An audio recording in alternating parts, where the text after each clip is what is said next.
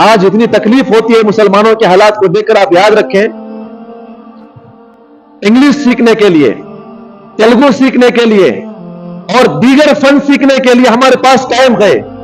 اور وہ سکھانے کے لیے اپنے 7-8 سال کے بچوں کے لیے، 10 سال کے بچوں کے لیے بے دریغ پیسہ ہم خرچہ کر رہے ہیں۔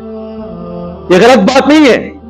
میں اس کے خلاف بھی بات نہیں کر رہا ہوں۔ آپ یاد رکھیں ہم سب سے پہلے مسلمان ہیں، اللہ نے ہمیں توحید سے نوازا ہے۔ آپ اپنے بچوں کو دنیا کی بڑی سے بڑی ڈگریاں دلائیے، آپ بڑی سے بڑی تعلیم آپ دیجئے، لیکن سب سے پہلے آپ خرچہ اپنے بچوں کے لیے قرآن کی تعلیم کے لیے کریں، پہلے مسلمان بنائیں۔ بیٹا ہم قرآن کیوں پڑھتے ہیں؟ اللہ کی زبان ہے، اللہ کی کلمات ہے، آپ اس کے لیے خرچہ کریں۔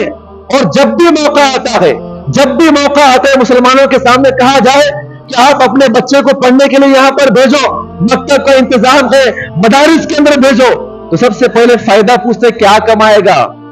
عالم بننے کے بعد کیا کرے گا، حافظ بننے کے بعد کیا کرے گا، کتنی تنخواہ لے گا، کتنا کمائے گا۔ ارے اس ترقی، وہ جو کافروں کی ترقی ہوا کرتی ہے، جو ترقی میں جانے کے بعد انسان آخرت کو بھلا دے، اللہ کی یاد سے غافل ہو جائے، اس ترقی